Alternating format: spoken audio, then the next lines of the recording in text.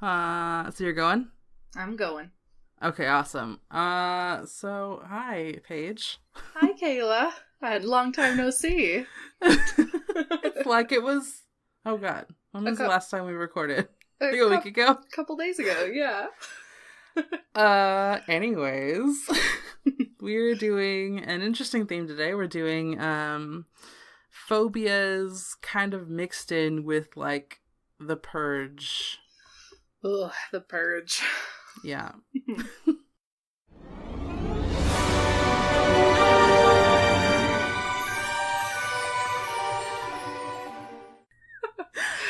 Our face, oh my God. I'm okay. I'm sure. Our first piece of news is sort of sad. And I wrote this down in my notes and it sounds like she died. But no, I'm like, did somebody die? We have officially lost Michaela. And then I wrote like, oh shit. There's no way I can say that. That doesn't sound like she just died. So she's alive. We've lost her. We've lost her, fellas. She is alive, but just not here anymore. Yeah, she's no longer with the podcast. She had a lot of personal stuff that she was dealing with. And last night we were talking and we were like, we should write like a eulogy or like an in memoriam. An obituary. But I was like, as I was writing it, I was like, this is too bleak. I can't do this. Here lies Michaela. No. Here lies Michaela. We miss you. We're so happy that you were able to be a part of the podcast while you were. Hopefully you'll hear her voice again in like a guest capacity. Yeah. But for now, just send good vibes. You know her information. Yes. And you're stuck with me in the meantime. Sorry, y'all. Stuck with you. Sorry, not sorry. That is fine. Sorry, not sorry. Yeah. Oh my God. So we have so much information. I'm so excited though, because this is all actual like cool information. Mm-hmm. So like we've been pretty much failing to say at the beginning of every episode, it's Stephen King month. Ooh, oh yeah, Stephen King. Oh man, sorry, forgot about you, bro. And so for the month of July, which is like almost over at this point, we're like posting random shit on Instagram and stuff like that. But we're going to be doing a giveaway for Stephen King month on our King Fest episode, which airs on July 29th. And that's going to be giving away stickers, a mug, and a t-shirt. And if you want to, free shit. If you want to be a part of that, all you got to do is just like post some King stuff, like your favorite movie or your favorite book, and then tag us and use the hashtag RAHMKingFest. And we'll do that giveaway at the end of the Kingfest episodes. So Stay tuned for that. And at this point, there's not very many entries, so your probability of winning is really high. Really high. So yeah. If you like free shit, just post something and tag us in it. We'd love to hear from you. Yeah. And odds are better because at this point I have a bunch of stickers that I just need to give away, so you might get lucky anyways. Right, exactly. For participation, you get a sticker. Yeah, you participate. Oh my God, we're those people. But I mean, they are cool stickers, so in our defense.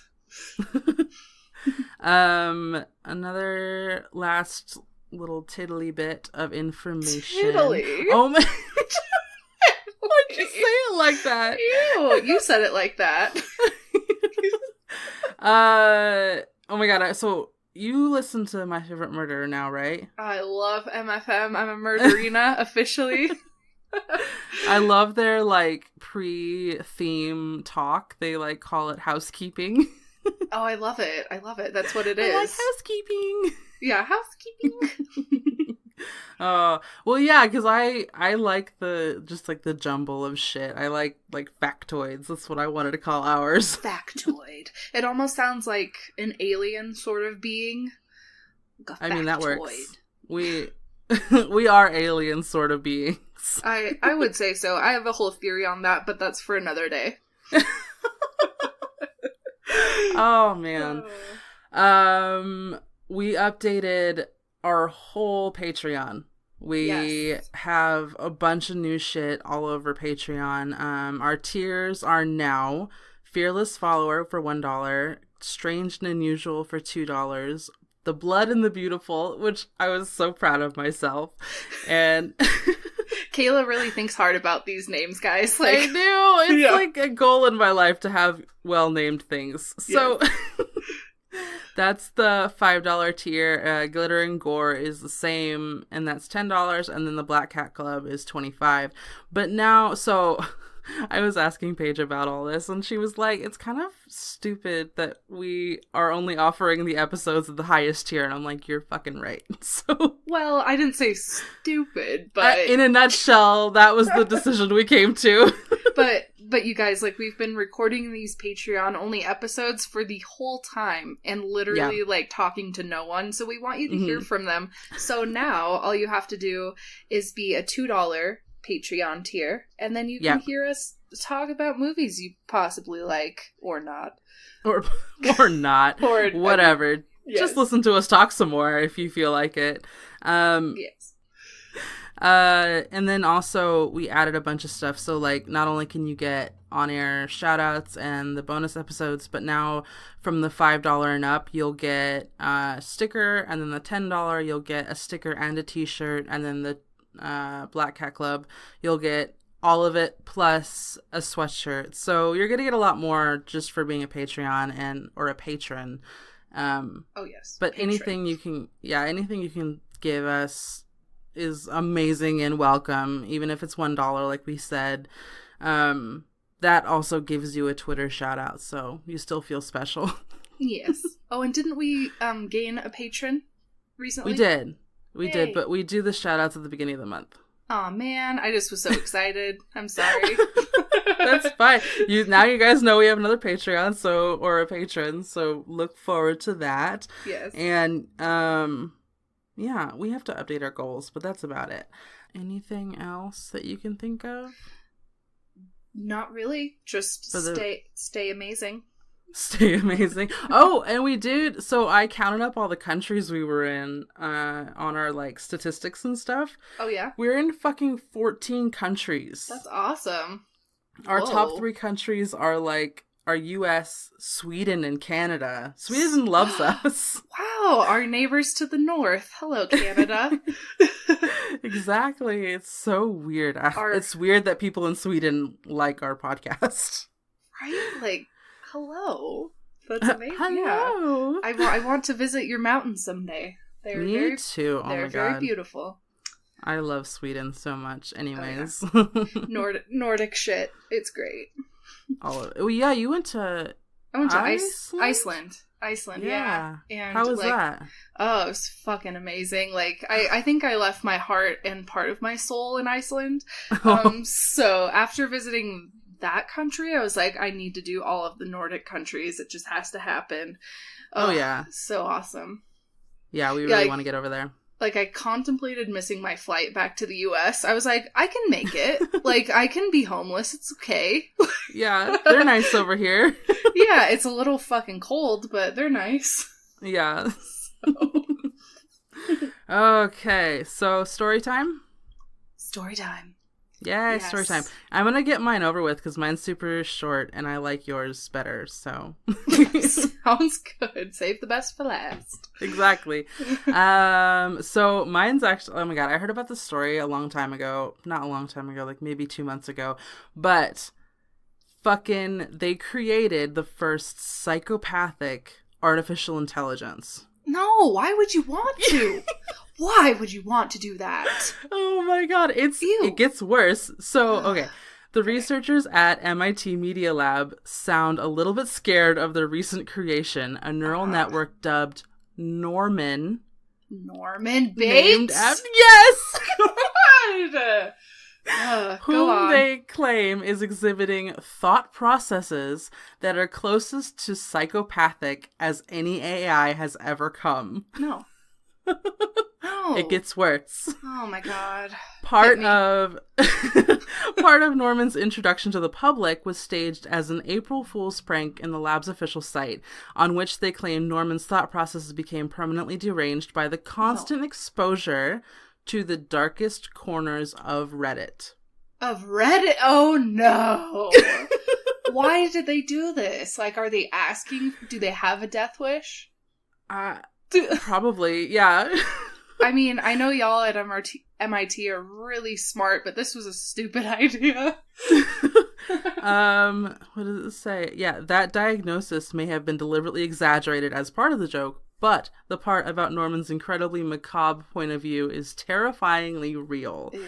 Norman designers claim the machine's terrifying response to the Rorschach-style inkblot images suggest the AI displays a kind of mental disorder similar to that of a human psychopath.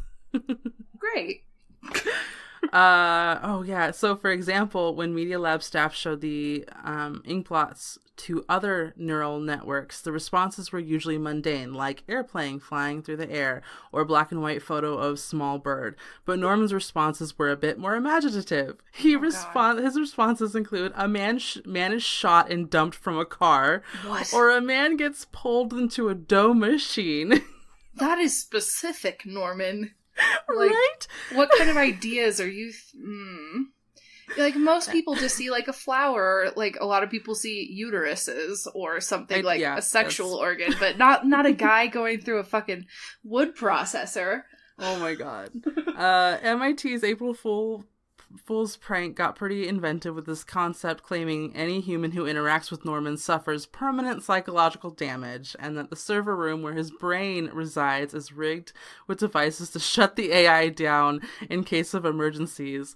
But the part about his creepy death-obsessed responses to ink blots is actually true. Life Science notes that Norman isn't the first AI to focus on darker subject matter. Earlier experiments like the Nightmare Machine learned to recognize images that scared people, turning ordinary photos into horrific hellscapes. And machine named Shelley, after Mary Shelley, was fed text from 140,000 horror stories, eventually learning to write her own original tales of terror. Ooh, I'd actually be interested in reading that. Yeah, me too. The Nightmare Machine pictures are actually really beautiful. They're beautiful? They're really beautiful. I mean, they're fucked up and horrific, but they're so interesting. Ooh. I'll have to look those up. Yeah, Nightmare Machine and Shelley and Norman. Those are all like the psychopathic AIs that we are creating. Good job, humans. Well, I hope Norman just stays in a closet somewhere with his brain unplugged, because that's bad juju. That's bad juju. It's like, what are you expecting to happen? No, just, him to be a regular functioning citizen? No.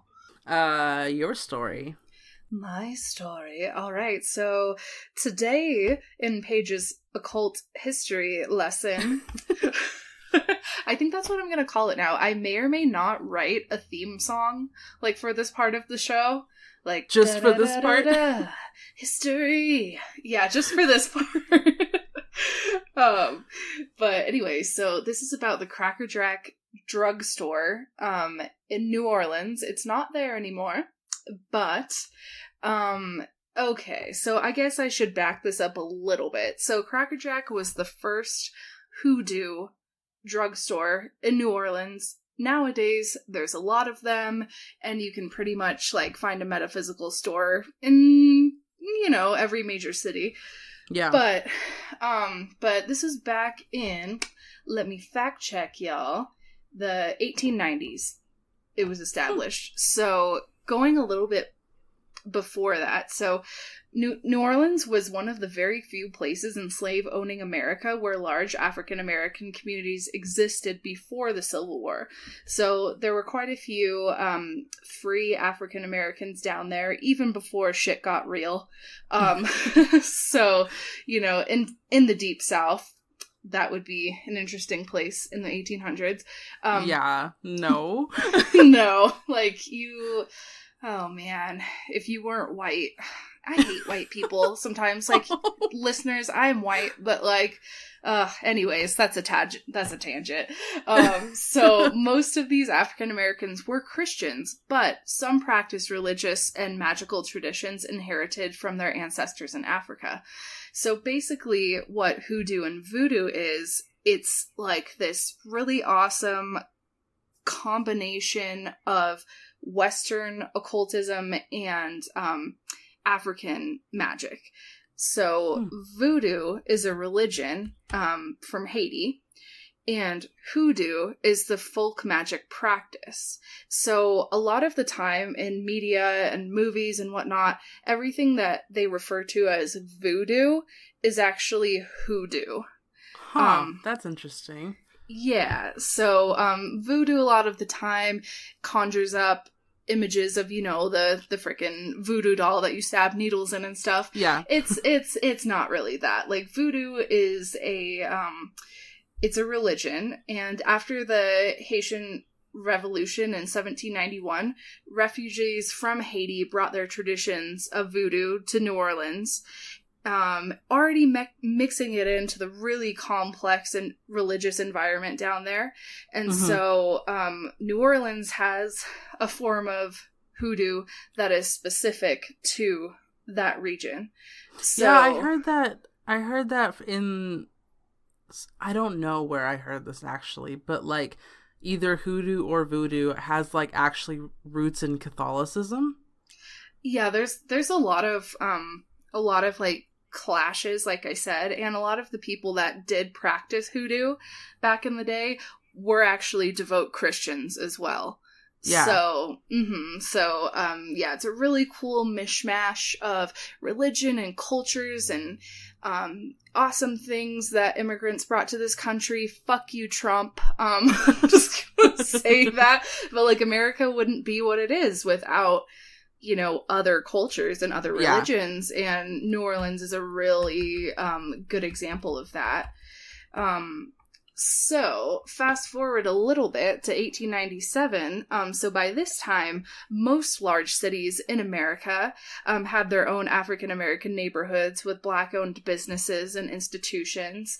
And of course, like I said, New Orleans had a very large community of African-Americans. And I'm sorry, you guys, I lost my spot in my notes. Here we go. And so this was, you know, a proper city at that time, and people living in cities still had needs that magic could address, but access to materials and charms and things were a bit difficult. Like, you know, you couldn't necessarily just go to the store and get your herbs, or go to your store and get your candles and stuff. Like, those things all had to be you know, forged in the wilderness and stuff like that. Like, this was a time where you just couldn't go to eBay and get your shit. So there was still a big need for hoodoo supplies and whatnot. So a homie named Dr. George Thomas established a drugstore in New Orleans called the Cracker Jack, and at first this started out as an ordinary drugstore. He was a doctor, of course, but then he quickly added hoodoo materials to its stock after he learned what his clientele wanted. So they're like, we don't need prescriptions filled, actually. We need charms for our spells. Supply and demand. Yes, and George Thomas was a white dude, you know, in a predominantly Black neighborhood. So, I read a lot of articles about people that had shopped at the Cracker Jack and stuff, and they're like, are you sure, like, we can trust this white guy with our with our supplies and shit? And like, I honestly would think that too. But he had a mind for business, let's just say. So basically, if you've seen, I think they show this in American Horror Story Coven, where it's kind of like a store with a room in the back. Yeah. So, yeah, like, you know, maybe like a curtain or beaded curtain or something like that. And that's where the actual drugstore is. Or not drugstore, hoodoo store.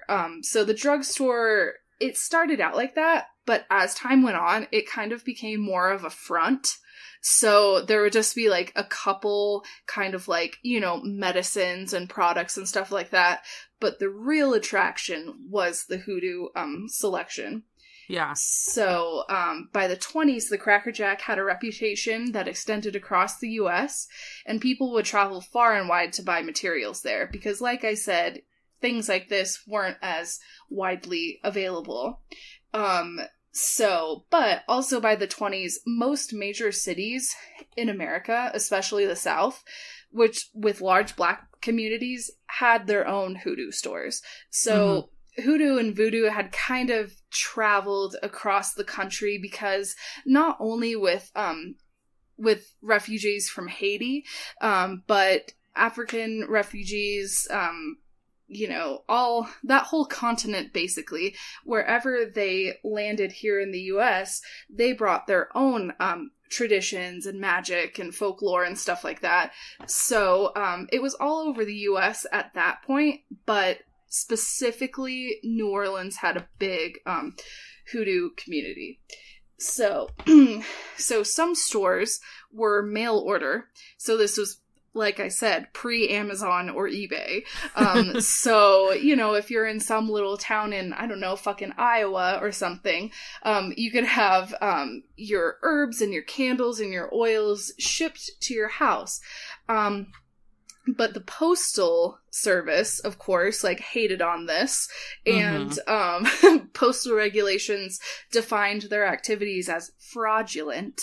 Oh, no. Yeah, so a couple times, maybe, like, if a postman was like, I don't like this witchcraft, maybe they interfered with the mailing service.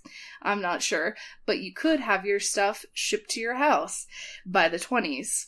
And so as time went on, a lot of hoodoo suppliers also carried books in their stores, so it kind of became, you know, a library as well as somewhere you could buy your supplies. Was it like hoodoo books, or was it like regular books? Yeah, some on Hoodoo, a lot of them carried, like the Cracker Jack, they carried books on Pennsylvania Dutch magic, as well as, books on occultism in general as the 20th century continued. And I might do an episode, a history lesson on Pennsylvania Dutch magic as well, because that shit is really interesting. But basically, like, these were the books that you couldn't get, you know, at your local library if you wanted to, you know, the band books. Do a ritual. Yeah, exactly. The band books, the undercover books in the hoodoo stores. And so Dr. Thomas died in the 1940s, and his wife took over the Cracker Jack until 1972 when it was torn down. So during this time, she didn't do much. She basically just owned the store, but she had a Black man named George Williams who acted as the manager and the buyer for the store. So at that point, I think, you know, it already had a reputation, but if it had Black employees, you know, the community was like, okay, this is a little bit more friendly to go into. So yes, the Cracker Jack no longer exists, unfortunately. That would be really cool to see. But it's on Rampart Street, and Rampart Street in New Orleans is, very infamous for its hoodoo and voodoo stores and shops. So when I go there, I definitely will be checking that area out. Yes, I really want to go there too. I would love to check out all those, like, stores, because, like, there's obviously gotta be dozens of other ones that you can check out. Oh yeah, and like I said, by the 20s, the Cracker Jack already had a lot of competition because 2 or 3 other stores already popped up in the area. I think one even popped up on Rampart Street. Oh, what a bitch! I know, right? Like, fucking. But like I said, since the Cracker Jack was the first one, it had a reputation. So, yeah. So that's a little bit about really cool. Hoodoo and voodoo. Any questions, class? We're waiting. Right? Raise your hands. Not all at once. Okay. So, we... Oh my god, what's next? Oh, our what's new entertainment. What did you watch / listen / read this week? So listen to, for sure. So it's a band called Survive, and I actually wanted to talk about them on the last episode, but I'm sorry, the Manson Family Jams kind of got my heart there. But Survive is another music group that I've been really liking. So they did the theme song for Stranger Things. Oh, yes. Yeah, so because ever since I saw that show a couple years ago, I was like, well, obviously the opening sequence is freaking amazing and genius, and iconic, but I was like, who the hell wrote this music? And it turns out that it's not just one person, it's a band, and they write really awesome kind of like synthy music, inspired synthy. Oh, I love it. Yeah, kind of dark, creepy, amazing, awesome music. So, so yes, look them up on Spotify or whatever music thing you use. Called Survive. If you like the Stranger Theme, and I actually worked at a place, I guess it would be last year, where we were able to put our own Pandora radio stations on. Ooh. And so I did the Survive station, and let me tell you, that shit was poppin' every time it came on, in my opinion. So I'll have to add that to my Pandora. I love Pandora. I'm a huge Pandora person. Pandora slut. Yeah. Yes, Survive. And so it's all uppercase, and each letter has a space in between it. I'm sure if you look up Survive Stranger Things. yes, but that's how they do it. And I was like, that's pretty awesome. That's odd, yeah. So that's my music. How about you? Like usual, I've done a lot of stuff this week having to do with media. I wouldn't expect anything less. Right, yeah, this is my life now. So, I pre-ordered the Scream Factory Special Edition release Blu-ray of Trick or Treat, and I'm so fucking excited about it. Like, nice. You know how much I've talked about that fucking movie, but like... Yes. I mean, no, what? Trick or Treat? What? What's that? No. Yeah. But they're finally releasing it. They're adding a bunch of like special features. They're like going back and interviewing some like cast and crew members and adding additional interviews and stuff, so I'm really excited about that. Ooh, I saw that movie, it must have been like on the Sci-Fi Channel or something. Probably. But it's been a long time and I don't really remember it, so probably we'll have to watch it. Yes, well, obviously. So I know what the fuck you're talking about. I'll get it to you. Yeah. Are we doing an episode all on Trick or Treat? I wouldn't doubt it. Ooh. Yes. No. Yes, we are. Ideas. All right. Oh, here we go. Stay tuned. Yes. Okay, and then my number 2 of 3 is I binged the entire Netflix original TV show called Safe. I don't know if you've seen that. No, I haven't.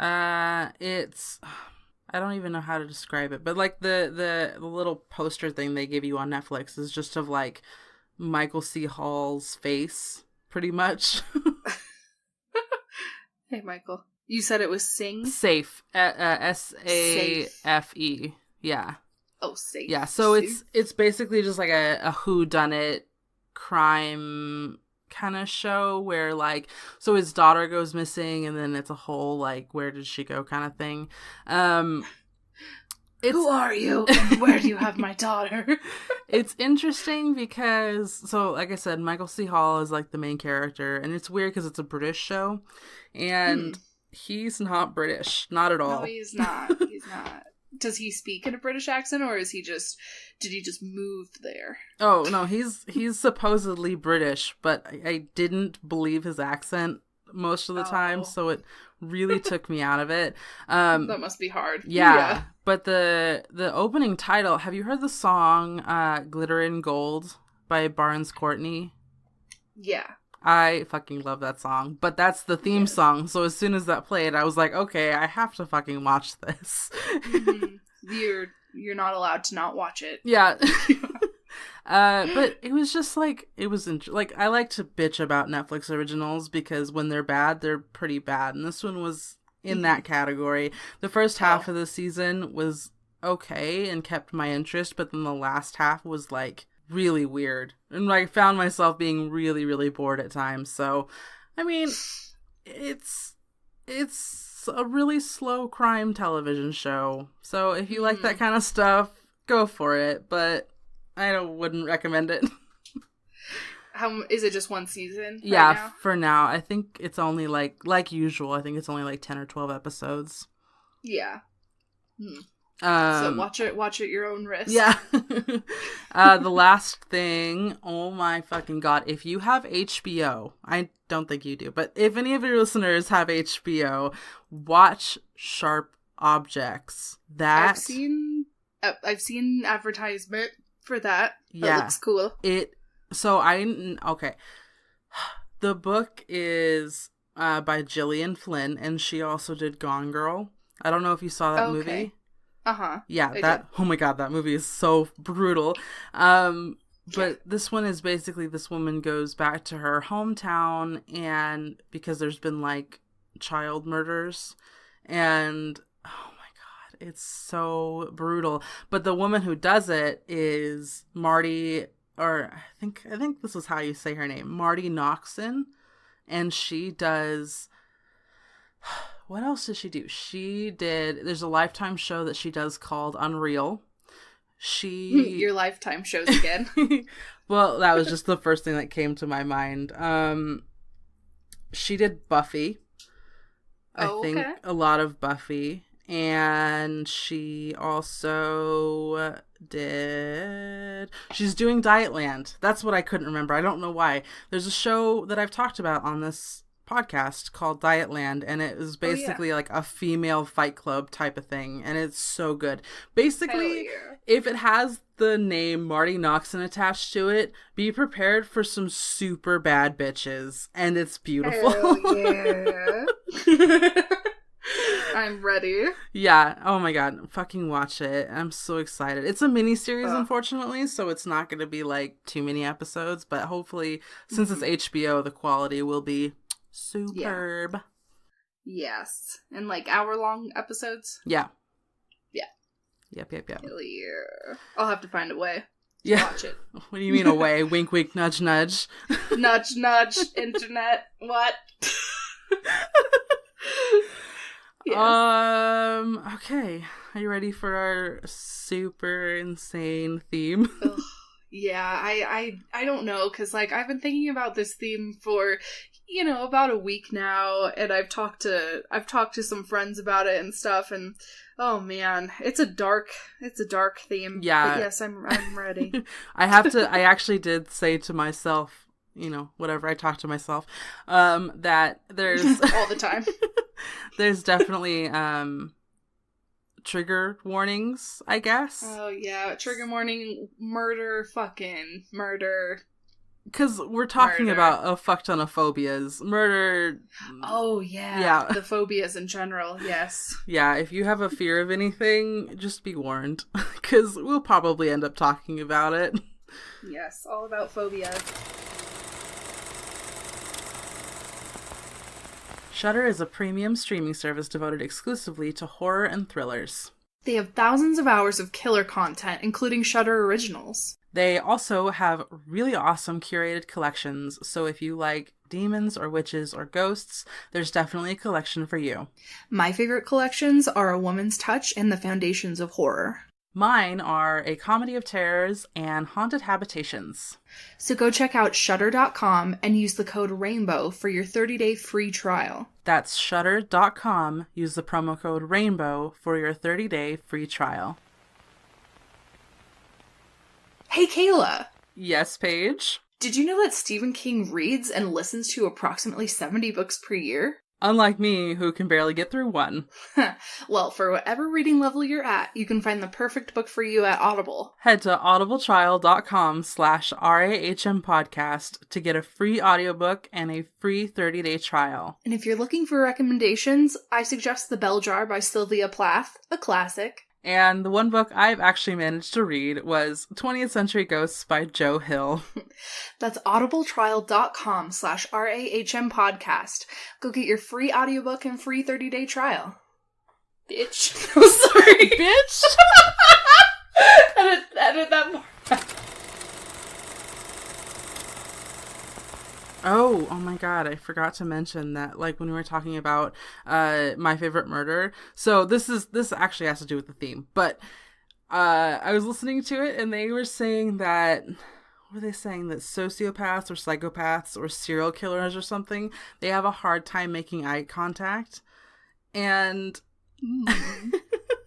I was like, what does that say about me, Flynn? Because I was in the car. And he was like, man, if you didn't have anxiety, you would be a serial killer. And I just kind of like giggled. And he's like, that's not a no. I think you would feel too guilty and stuff, though. That's the anxiety. I hold on to guilt like a fucking cancer. So I don't think I could ever do that. No, I don't think you could. Oh my goodness. So, no. Okay, we saw the newest Purge. Yes, it was so good. It was so really, really good.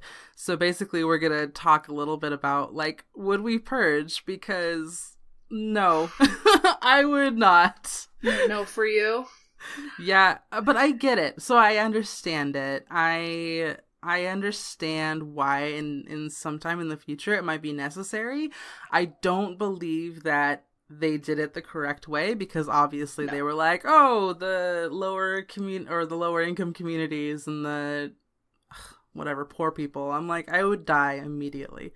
Oh yeah. I mean, if you don't have somebody's house to go to, but even in the first one, like, well, I mean, I don't want to spoil anything, but throughout the movies, even when you think you're safe, sometimes your friends or your family can fucking turn on you. Exactly. And literally stab you in the back. So I think I personally would go out in the middle of the woods some fucking where with my cat and climb a tree. Like, you know what I mean? I think I would park far away from where I actually am and just climb a tree with my cat and stay there throughout the night. It's only 12 hours, right? It's 12 hours. It's from like 6 to 6 a.m. or something like that, I think. So yeah, I would just be in that fucking tree till the sun came up, bitch. Like, no. Because the thing I was thinking about was, even if you wanted to just like go out and do something that wasn't violent, you still take the risk. If you're out at all, you're still taking the risk of getting fucking shot, like on the spot. Yeah. You know. So no, I would not be outside whatsoever. Yeah, because some people during that time, they literally just, it's chaos incarnate. It's like they just go out with machine guns, and if they see anybody, they just shoot them. They don't have to have a rhyme or reason, and that's scary. Oh yeah, like in the second one, I believe, Purge Anarchy, with the dude in the box truck, like with the fucking machine gun just going around. Because like there was this couple with their rifles and shit, like they were being all badass, and they crossed the street. They crossed the street right in front of this truck, and he just like bam bam, like they're dead, you know? Yeah. So it's I would absolutely not. But I could also imagine just like a bunch of dudes just like preparing all year for the purge. Mm-hmm. You know what I mean? Like, that's why I'm so excited about the TV show. Yeah, the TV show is gonna be cool, but like stocking up on their ammo, like getting all ready and like, yeah, and chugging beers before they go on their Harleys with their machine guns, and yeah. Oh my god. Well, okay, you didn't actually answer the question. Would you purge? No, I said I would be in a tree. Oh, right, yeah, you did. Oh my god. Yeah, I don't know where I would go. I'd probably hide with you, with my cat, too. Yeah, there you go. We're just gonna drive out to the middle of the woods. Yeah, because honestly, no way. No, not at all. I mean, I believe that it's pretty hard to take a human life, you know, because you might think like, yeah, I can fucking murder someone, but then I think probably like 90% of people, when they get the chance, it's gonna be like, no, I can't. Just because, like, in the movies, they kind of discussed how not enough people were purging. That's why they, had fucking government interference. In the new one? In the new one, but they also mentioned it in the second one, I believe, as well. Because the newest one is the prequel to everything, so they're always referencing that one. Oh, yeah. But yeah, so reason number 675 why I don't trust the government, like, you know, if there's a government operated night where you can murder, you know, and there's not enough murder, the government will just kill you instead. Exactly. They're like, we want what we want, and we're not going to take no for an answer, so you guys need to get your shit together and start murdering each other. Exactly. You guys need to get your shit together and fucking stab Becky already.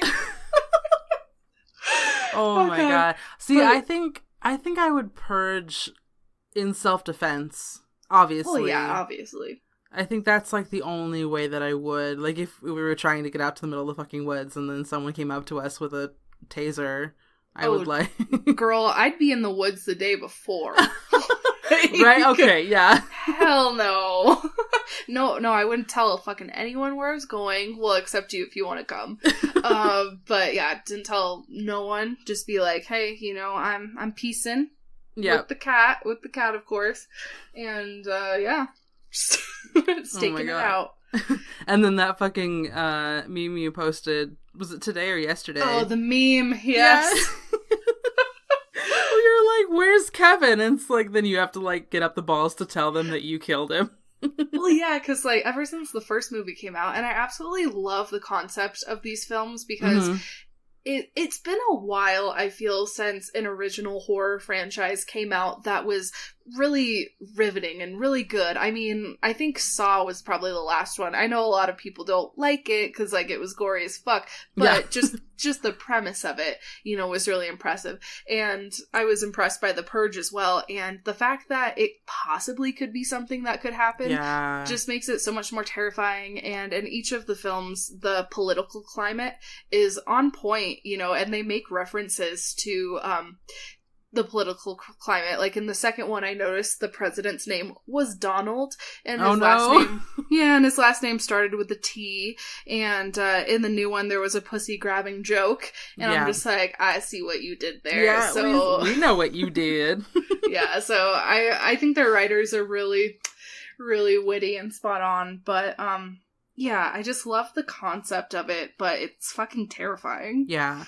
The marketing campaign that they did for it was really clever too. Like the warning sirens, like, this is not a drill. The annual purge will commence in however many hours, and it, like, freaked people out. Some people really thought that this was gonna be a real thing, and I think I remember that, like, when it first came out. Yeah. The very first one, yeah, because that was the marketing campaign. Literally, like, it came on the TV, it came on the radio. Like, if you were listening to the radio, actually, they had ads that were just like, beep, beep, the annual purge. And it's like, it sounded like an emergency, like when you have, like, a Amber Alert, it sounded like that. Oh, yeah, I do remember that. And then I think I remember a Facebook event going around that was like, we're actually gonna purge, blah, blah, blah. Oh, God. And I'm just like, it never happened, of course, because, like I said, when it gets down to the wire, like, people pussy out. Well, yeah. I mean, obviously you shouldn't be just, like, going around killing people, and plus there's, like, prison to worry about now. But yeah, no, I deadass saw a Facebook event that was like, yeah, like, we're gonna purge, but... Oh my god. Yeah, the marketing campaign was super good. Oh, it was so good. But, okay, so let's go into, like, the second part of our theme, and I did a whole list, but what phobias do you think are utilized and extremely abused in the Purge series, franchise, or whatever? Probably agoraphobia. Yes. For sure. And what's the meaning of that, Kayla? Do you have your definitions? I have my definitions. Yes. That, in a nutshell, is the fear of open or crowded spaces. So, like, just basically leaving the house and seeing nobody, or leaving the house and seeing everybody is just terrifying. Sometimes I wish I had agoraphobia because I don't like leaving my house.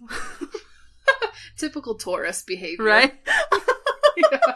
I just want to stay inside and eat food and watch TV. Like, I'm a Taurus. Sorry, called out, Kayla. It's legit. It's totally fine. So, agoraphobia in the Purge, obvious. Like that one's pretty obvious. That one's represented by the fact that anybody could murder you. If you're in an open space, someone can take a pot shot at your head. Mm-hmm. And then if you're in a crowded space, someone can come up behind you, like in the fucking new one, and just like stab you until you're jelly. Until you're jelly. Exactly. So during the Purge, I would not want to be around people probably whatsoever. Nope. Yeah. Unless I know for sure they wouldn't kill me, but always the liars. There's always some sort of and like in the meme, like, so awkward the next day when you go back to work and they're like, where's Kevin from sales? And then you have to explain that you killed him. Yeah. And they'd be like, why? And then be like, 'cause he looked at me weird. Or like he was just out on the street and Yeah. Yeah, just have to like went batshit. Wipe the blood off of your face. Oh, yeah. Kevin's not coming back to work. God, everything else around those days or that day is so intriguing to me. Me too. Like the day fucking after, like, can you imagine the cleanup?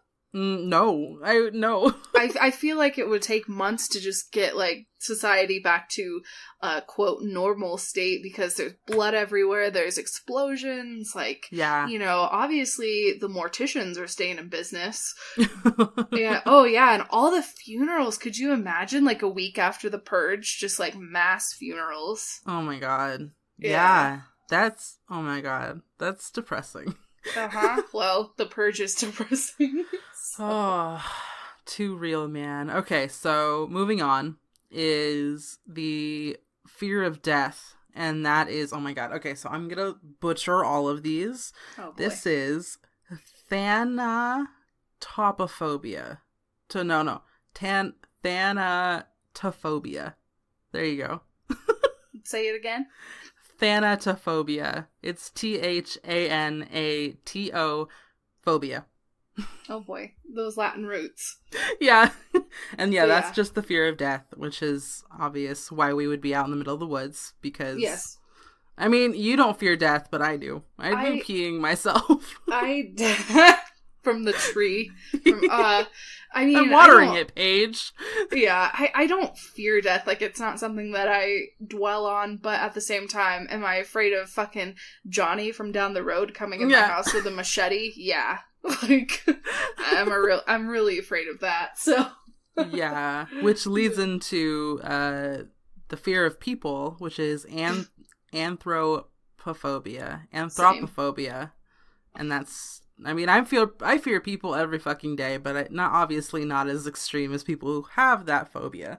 Just fear of people in general? That would be, that'd be hard. But yeah, I mean, on that night in particular, yes, I am that phobic towards everyone. Exactly. This is all phobias specifically being abused by the Purge, not any other day. And then, I mean, if you can think of any more, let me know, but I still have a list, so. Go for it. The next one is the fear of the unknown, and that's xenophobia. I actually mentioned that one on, I think I mentioned that one on our DDTKA, where we talked about phobias that are not represented, which obviously now I'm like, what's it called? I'm being not hypocritical. Whatever. I didn't have the correct information at the time. So xenophobia, the fear of the unknown. I think everything about the Purge is unknown. Absolutely. Like, even just chilling with your family and then your sister just shoots you out of nowhere. Yeah. So, yes, absolutely. Oh xenophobia. Yeah, because, like, I don't know, there's nothing, it's literally chaos incarnate. Like I said, there's nothing can be planned. Once it's go, it's chaos. Yeah. And I can't handle that kind of shit. Right? So, like in the second one where that couple just like their car broke down in the middle of the city. It's just like, well, might as well just jump off the bridge. Yeah. We had a good run, baby. we had a good run, made it 5 minutes into the purge. Yeah. Don't they live? The guy dies. Oh, okay. Yeah. But that movie was like 5 years ago, so it's fine. Spoilers. Yeah, not really a spoiler, so. What did I just do? The xenophobia? Yes. Okay, the next one is the fear of everything. Oh, and that is panophobia. Same thing. I have that every day. Yeah. The next one is the fear of crime, which is... Man, Kayla, you should have learned how to pronounce these. Oh my god. Scelerophobia. SCELERO phobia. And that is the fear of bad men and people. Same. Every day. Like, every day. I mean, I think most women have that fear nowadays, unfortunately. Yeah, it's true. It's true. My goodness. It was oh, well, I heard this thing. It was like, if a man is in a room full of women, he's excited. But if a woman is in a room full of men, she's terrified. Oh, and I'm just like, that's true, fuck. Real. Yeah. Fuck. But yes. My God. Yeah. Scary men, bye. What was I listening to? Obviously, probably My Favorite Murder, but like they were talking. My Favorite Murder. All right, this isn't that show. No, it's not. We swear. But they were talking about how like in the 80s there were these houses set up for like if you were out and about and you had an emergency, you could run to this house. And they were like, well, that's just a setup for a serial killer. But then they were talking about how, like, there was, like, a rule in a lot of people's households when they were younger in the early 80s, late 70s, where it was like, if you're in trouble, find a woman. And I was like, holy shit, even then, it's like, it's too real. That shit needs to get over with. We need to stop that shit. Yeah, seriously. And then fear of masks and fear of humanoid figures kind of goes along with that, but that is maskophobia. Maskophobia, simple, quick and simple. It's fucking, oh my god. So I am actually obsessed with masks. I love them. Really? Yeah. I have am I following? Yeah, I'm following them on our podcast Instagram, but there's a bunch of accounts that I follow that literally make custom movie masks, and they like reproduce some of the Purge masks. The ones that are really popular right now are like the Strangers masks and stuff like that. So I'm really excited. I love masks. That's cool, and that makes a really simple Halloween costume as well. Exactly, but in this case, it's not so fun. No. And that was another thing, too. I thought it was really interesting how, and they talk about this in the new Purge movie, but how a lot of people that did participate were wearing masks. Yeah. So it's like, are they ashamed of what they're doing, or do they just not want people to really know who they are? Pretty interesting. I mean, if you wore a mask, you wouldn't have to explain why you killed Kevin and someone saw you.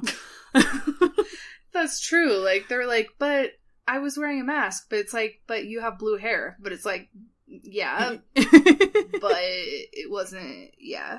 I killed him, alright? I didn't like him. Oh my goodness. Can you think of any other ones? So I got like the main heavy hitters. Yeah, fear of crime, fear of getting fucking shot in the face. Oh, I didn't even think about that. Like, well, okay. I don't know if like a fear of guns is an irrational fear, so I don't think that it's a phobia, because it's totally rational. It is very rational. Fear of government drones shooting you from the sky. Also probably a rational fear.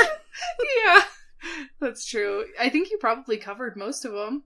Okay. Yeah, because when we were talking about this theme originally, you said the Purge in general is your phobia. Yes, it is. Yes, it is. Just like organized crime of any kind. Like, fuck me up. Get me out of there. Go away. I'm going in my tree.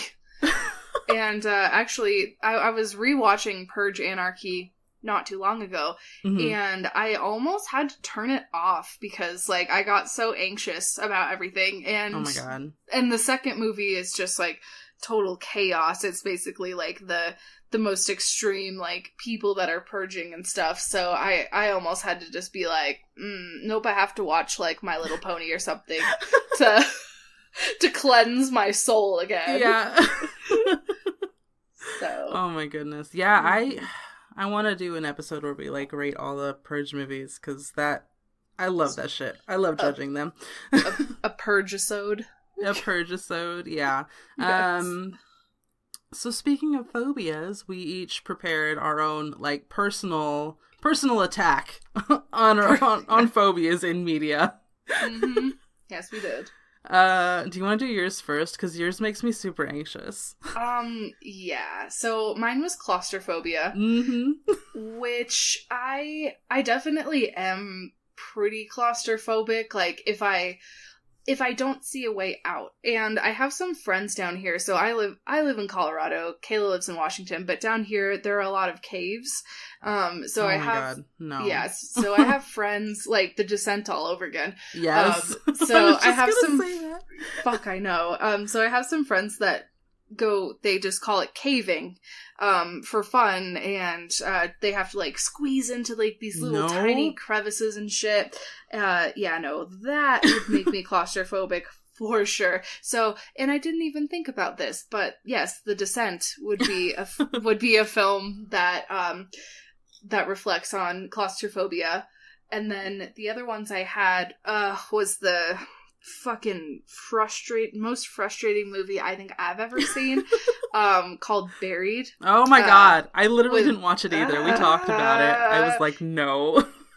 Well, because we both had seen it, but we were like, should we rewatch it for the episode? And we're both like, nah, we're good. We remember exactly what happens in that movie. Yeah, like, this dude is buried alive, and the whole movie was him just, like, in this box underground, and he had a cell phone. Mm-hmm. Like, that shit, no way. Like, being buried alive, all of that, it's not a good time. No. And, oh my god. So this movie was made in, like, 2012? 2010, I think. So a long time ago, yeah. So, yeah. I mean, I don't care about spoilers past 5 years. You guys know that. But yeah, that's the rule, the 5-year rule. The 5-year rule. 5-second rule, yeah. But basically, like, the whole thing, like she said, was about a guy being buried in, I don't know if it was a coffin or it was just a box, but it's his coffin now. Yeah, right? But he's on the phone with this guy who's, like, supposedly gonna rescue him, and he's, like, at the very end, it's like this feeling of hope. Absolute hope. And so then he's like, we see you, we see the box, and then they open it, and it's not him, and it's still dark in the fucking coffin. Different fucking box, and then you just, like, I cried. I was like, no! Oh, I cried because I wasted, like, 90 minutes of my life. Exactly! And Ryan Reynolds is just dead now. Yeah. I mean, not really, but his character. Yeah, but so the guy on the phone, too, like, his defeat, he was like, oh, fuck, I just basically killed someone. Yep. Mm-hmm. Oh my god. Oh my god, that movie. I need to take a fucking Xanax, it's fine. Oh my god, Kayla, stop popping pills. But yeah, so Buried is a good example of claustrophobia, obviously. And then the other one I could think of was the movie Devil, which was by M. Night Shyamalama. Or as my uncle says, Shamalama Ding Dong. M. Night Shyamalama Ding Dong. Oh my god! Like, he's kind of a dude where you either enjoy his movies or you don't. Yeah. I really do, for the most part. They're getting better. They're getting, yeah. With, like, Split and stuff. Mm-hmm. Yeah, but Devil, essentially, that also came out, like, 8 years ago as well. Yeah. Essentially, this group of strangers gets stuck in an elevator together, and one of them is the devil, and there are some murders that go on, like the lights go out, it's fun, but yeah, being stuck in an elevator in general, no, oh my god, just the paranoia. a small space. Yeah, a small space with strangers. No. It's so bad. I actually found the storyline of the guys watching the elevator, like from the security cameras. I found that one to be actually more interesting than the guys inside of the elevator. Yeah. Mm-hmm. Especially that guy who's like, this is the devil. And then he throws the toast on the ground. And it's like, when he's around, the jelly goes down and kids hit their head. And I'm like, holy fuck. Dude, the Hispanic guy knew it was up the whole time. Exactly. But nobody listened to him.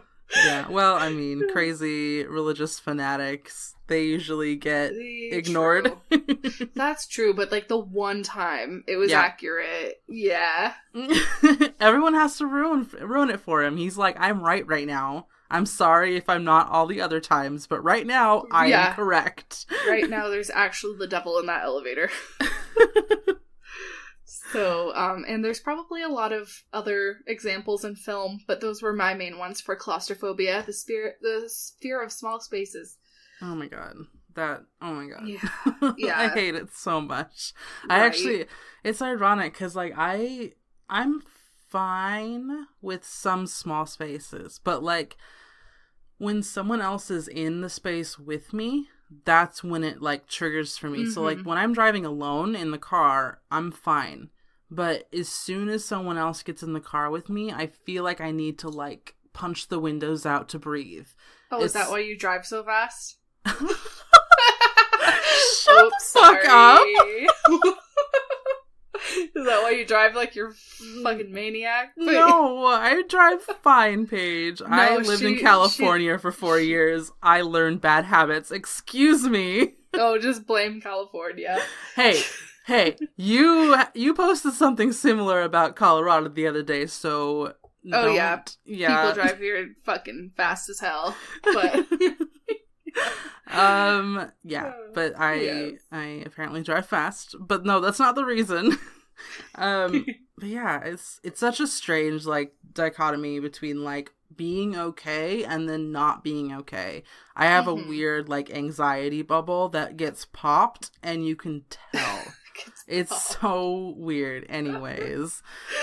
Yeah, I feel like it's especially scary if, like, you don't feel like you have a way out of that small space. Mm-hmm. That's kind of what gets me. Yeah. Which is why the elevator, I'd just be like, nope. So. Oh my god. And then, yeah, that movie was fucking weird. That was terrifying. I didn't expect the ending at all, which we won't spoil, but it was a good one. Yes. And then your phobia that you're talking about is probably something that most people can relate with, except for me. Because I actually like spiders, but I'm one of those. Spoiler alert. Arachnophobia. Arachnophobia. And that is obviously the fear. I don't know if it's a fear of... Is it just arachnids? Yeah, arachnids. Okay, yeah, so basically the fear of spiders, and oh my god, so it's used a lot, and I actually was thinking about it, besides the movie Arachnophobia, which is my example, I don't remember them using spiders as something like a big thing, but they use it a lot as, like, small jump scares, or like, grossing you out in movies, and then, like, like, tense situations, like, I don't even remember, like, if there's some sort of demonic possession in the house, you'll usually see, like, spiders or something. Yeah. That's true. Yeah, because for some reason, apparently demons draw out giant centipedes and millipedes and giant bugs. Oh, centipedes are nasty, but yeah. I like spiders. There's this episode of... Do you watch Black Mirror? Oh, yes and no. Yes, no. There was an episode that it had a lot to do with spiders, and I was watching it with my friend who is extremely arachnophobic. Oh no! And he was like, "Why didn't you tell me, like, there was gonna be so many spiders?" And I was like, "Oh, it's okay. Like, it's okay. I think that was the last one. That was the last one of the episode." Oh no! And then a couple minutes later, this fucking huge demon spider comes out, and he just looks at me. He just, like, shoots me the death glare, and was like, "I hate you. I hate you so much." Yeah, but for me, I don't care about spiders, so I'm like, oh, whatever. But for him, he was actually fucking terrified. And I was actually talking to the same friend about rewatching Arachnophobia for this episode, and he was like, that I would poop myself. if I tried to watch Arachnophobia. And I'm like, yeah, so yes, you would. I love that movie. I love that movie. I don't have a fear of spiders. I have a fear of big spiders. Like, well, that's pretty fair. Yeah, when there's like a little tiny spider, I'll just go smoosh. Or, if you're anti-smooshing spiders, I take them outside. Free outside. Yes, just ignore that I said smoosh. It's fine. Oh yeah, you freaking murderer. But well, my cat doesn't do it for me. She stares at it and she like puts it in her mouth and then chews it and then spits it out. And it's so sad because it's just like pulling itself across the floor. Well, at that point, yes, put it out of its misery. But she's so stupid. I love her. Anyways. Oh my god. But so yeah, my movie is Arachnophobia. Surprise, surprise. And so the general, I love this movie, but the general like synopsis of this movie is after a nature photographer dies on an assignment in Venezuela, a poisonous spider hitches a ride on his coffin to his hometown in rural California, where an arachnophobe, Dr. Ross Jennings, has moved in with his wife and young son. As the town residents start turning up dead, Jennings begins to suspect spiders and must face his fears as he and a no-nonsense exterminator, who is John Goodman, fight to stop a deadly infestation. A lot of people put that into like the dark comedy genre. I would comedy for sure. Yeah, it is totally a comedy, dark comedy at all. But it's more of a like a horror comedy, not a dark comedy. Because if you are scared of spiders, that's horrifying. That's what my friend said. I was like, it's not. I was like, it's not really a horror movie, and he was like, it's a horror movie for me. Yeah. Yeah. Oh my god! But John Goodman is the best. John Goodman is so great, and honestly, so this film came out in 1990, so 2 years before I was born, but it's one of my first memories was watching this fucking movie because my mom loved it, and she loves John Goodman, and like I've seen everything he's been in.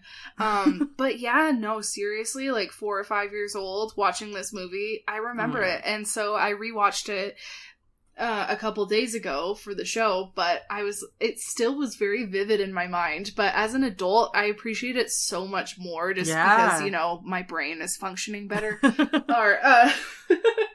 So, and I love the way that with the spiders, it was like with people almost touching them. Yeah.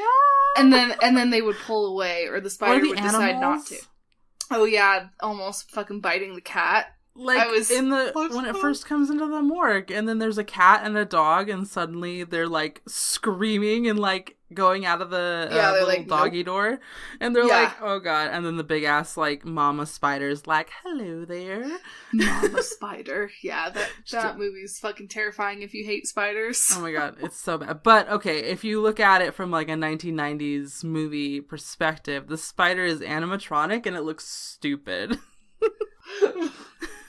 I thought the spiders were fine. Oh, the little baby ones were really creepy. Like that, because those were real spiders. Yeah. Except when they, like, came down on their webs. Like, when they, like, the one, the lady, in the first death, she, like, pulls on the light switch. Oh, God, she pulls on a lamp switch. Yeah, and it's like... And then it just, exactly, like, they're just, and the spiders in this movie were really smart. Yeah, oh my god, they, like, swarmed in the end? Oh my god, that was terrifying. That reminded me of, oh my god, that's another one. When we were doing our episode, when I talked about, Slither, and I was talking about all the, like, homages they were doing, like, they did, Night of the Living Dead and stuff like that, I didn't even think about that. They totally did an homage to Arachnophobia, where all the worms were, like, swarming the house. That's cool. Oh, yeah. Oh, I love Arachnophobia. Like, yeah. And like I've told you before, my mom didn't fucking censor anything for me. And so, again, another one of my earliest memories was watching Interview with the Vampire. And oh my God. But, like, arachnophobia was one that was just very, it just imprinted on my little psyche. Yeah. But luckily it didn't make me terrified of spiders. Well, okay, actually I was afraid of spiders until I moved out into the house in the country, you know? Mm-hmm. Which one? Well, Kayla knows which one. Yeah. But anyway, I lived in the country on about 10 acres.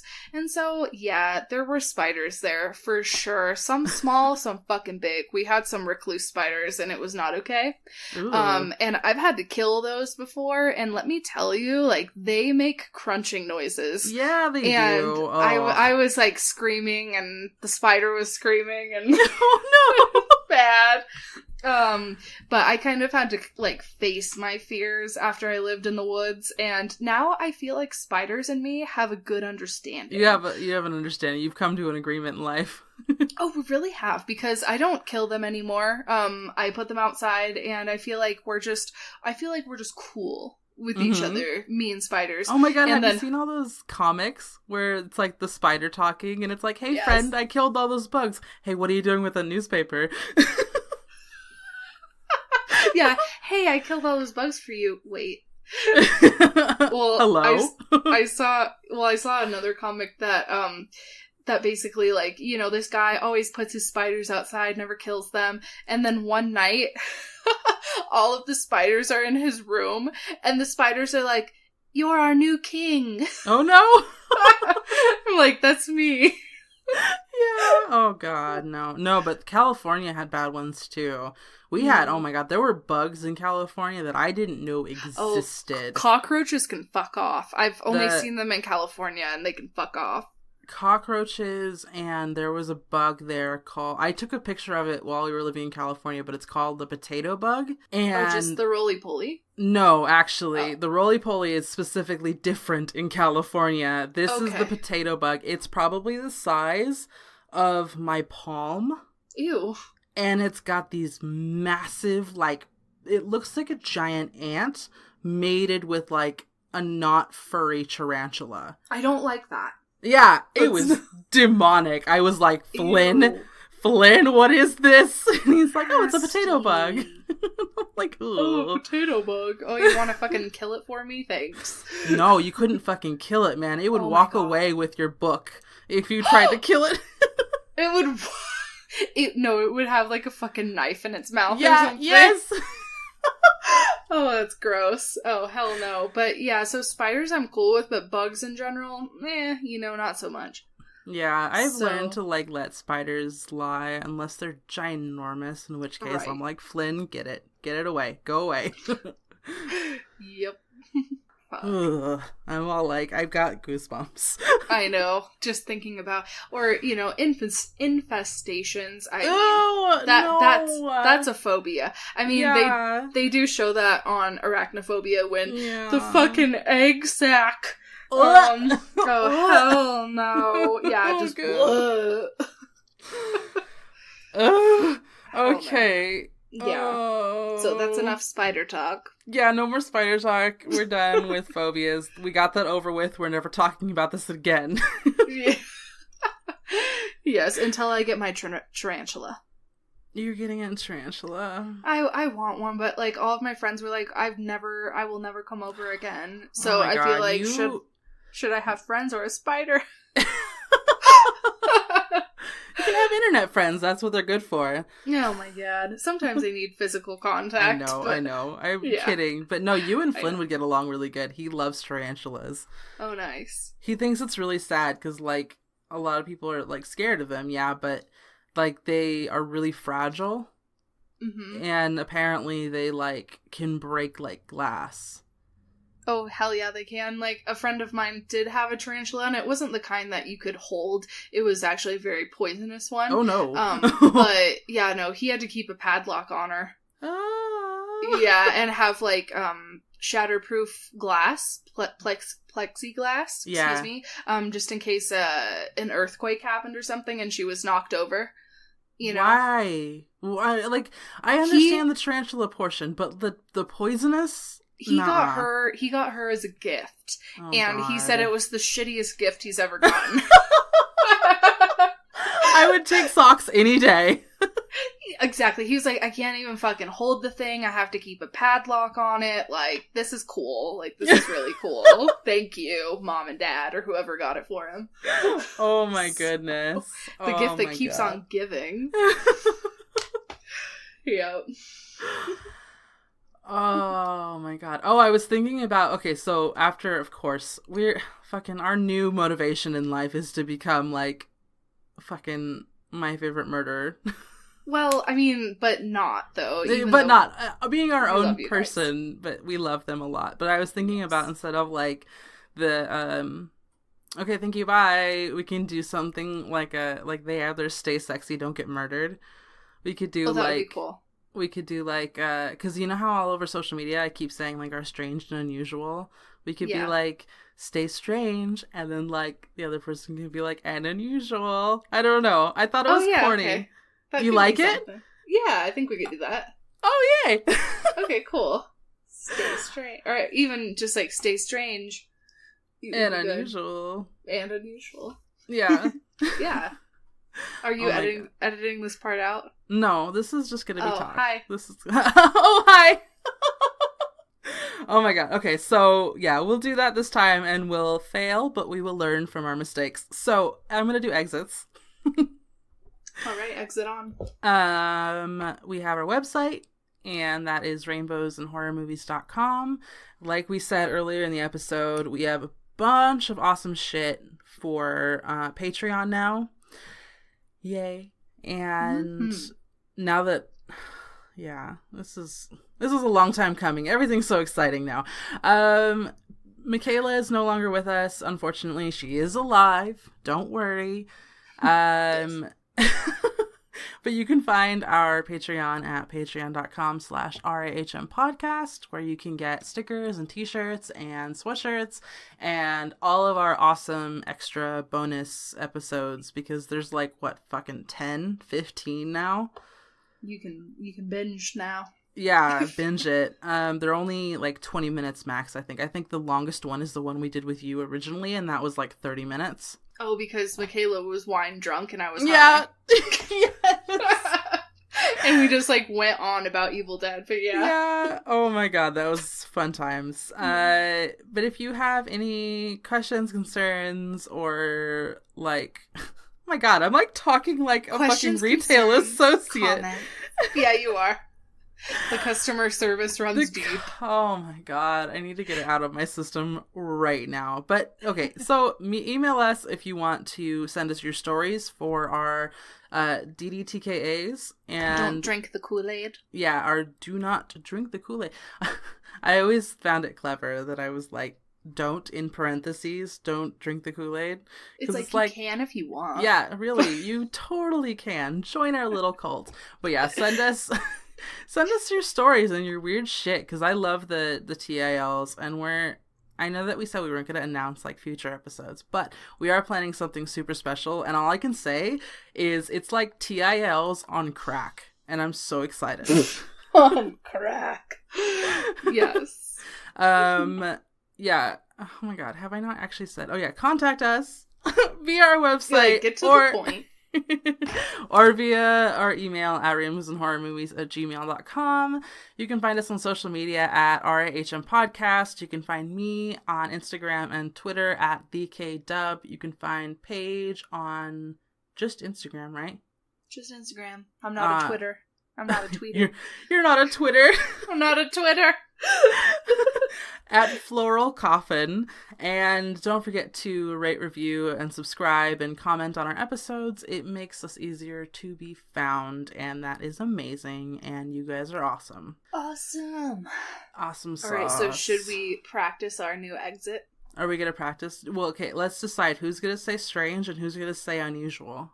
I want to be strange. You want to be strange? Okay. But that's cool. That's cool. Alright. Okay. 1, 2, 3. Fuck, I can't even do that. Okay, count me off again. 1, 2, 3. Stay strange. And unusual. Bye. Bye. We'll get there. Oh, we'll get it. We'll get it. Practice makes perfect.